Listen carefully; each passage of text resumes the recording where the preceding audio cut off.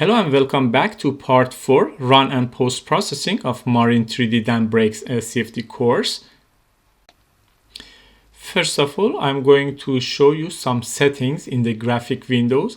Now we have two graphics, but it will be changed to 3. So I'm doing some changes. First of all, I will right click and change the tab view to sub window view. So I can adjust these windows beside each other. First of all, I'm actually adjusting the residual plot, as you can see, on top of the console, and then I will right click on this plot and use the embedded in and put it in the scene dam window. So this velocity, this maximum velocity plot will go inside the our scene. So we can first I'm now adjusting the scene, and then I can increase the size of this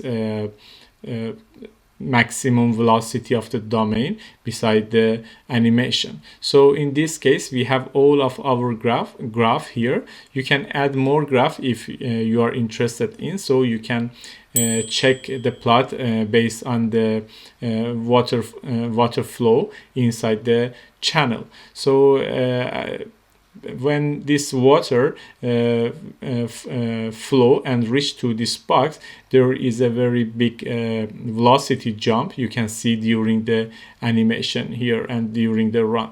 So as this running process is very time consuming and long, so I will increase the speed of this video during the run, and we can see how this water column will flows around and inside this channel and reaching to this box.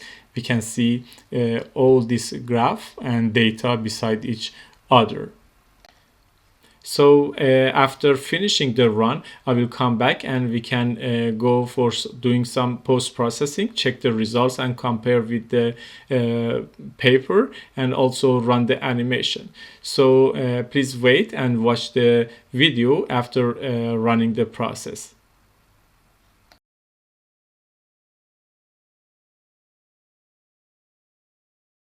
So here into this graph, you can see the velocity jump when the water reaching to this box. So there are some more velocity jump during this run. You can see later on into this video.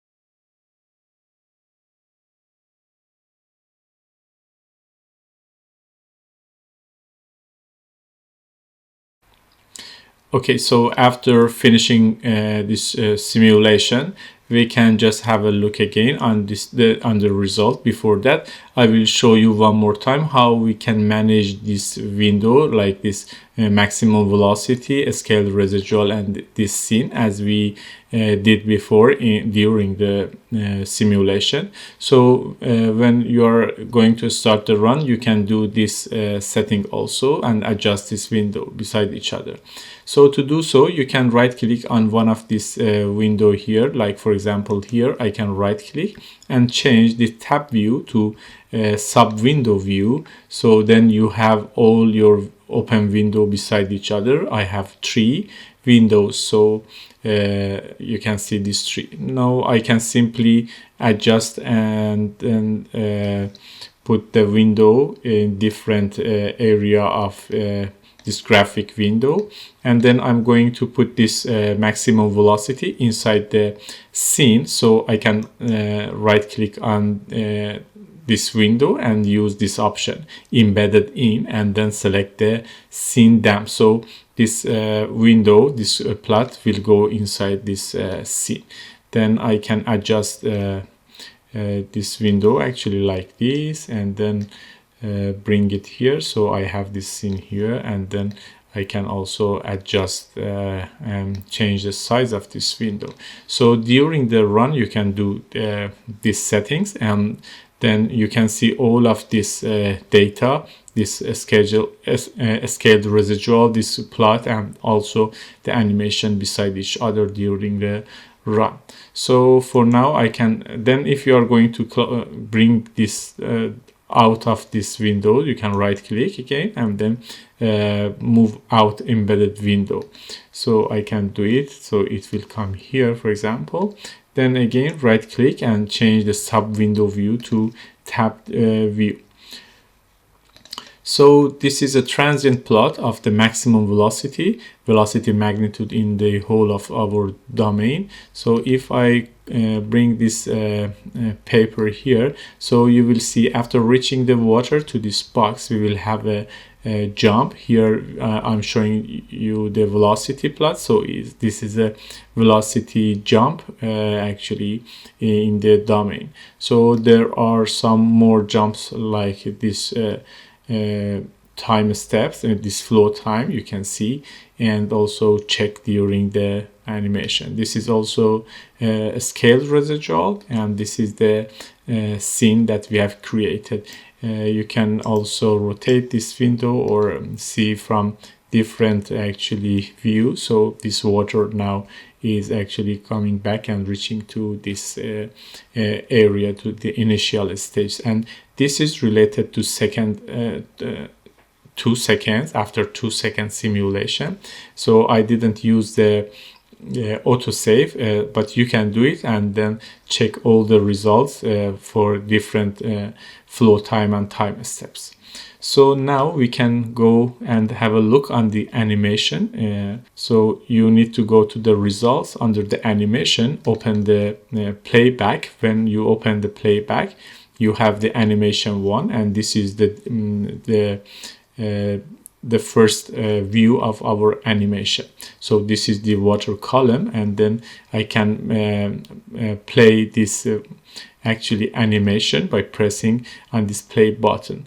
But as it's a very long actually video, so I can increase this option to, for example, maybe 50. And then in this case, I need to use this fast forward button. So I can press on this button, and as you can see, this water is coming, and then you can see the impact wave on these boxes, and then water is flowing here and coming back again. So you can check all of this simulation parts here. So after finishing this part, so you will see this is the view after 2 seconds actually. Then I can now close this window. I can also close this window again, and as you remember, we have created a contour of phases. I can open that one and then display it again. So this time in the first time it was related to the initial stage that we had one water column of water in this area, but now everything has been changed. So if I display, it is in the mid Z plane. So you can see we have this water. So I can bring this window this side. So this blue one is related to water. So this color actually related to totally water, and this red area is mostly air. So you can see in the time 2 seconds actually this window.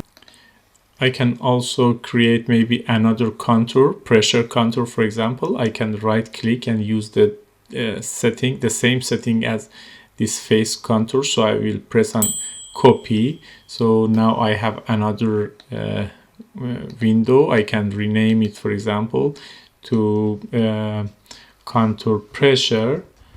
So then here I will change these phases to pressure and static pressure, for example.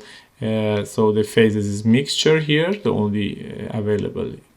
And when I press on the save display, so you will see actually the pressure contour in the mid Z plane. So this blue one is related to the maximum value. So here the pressure is maximum, here is minimum.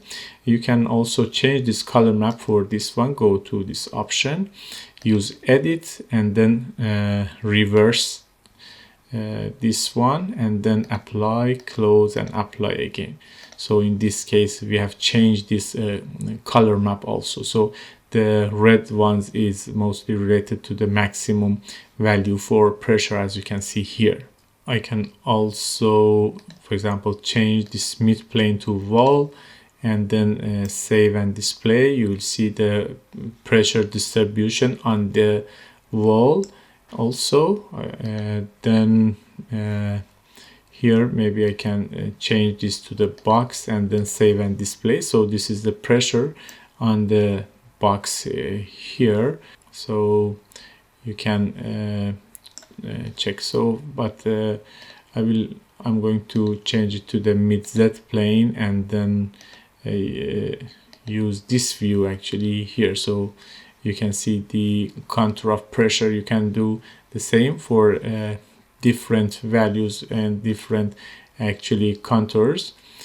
But now I'm going to close this window and go for one velocity vector.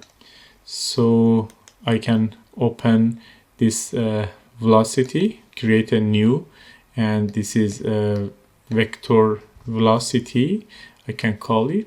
And then here I have this color map velocity. Then I can press on the save display.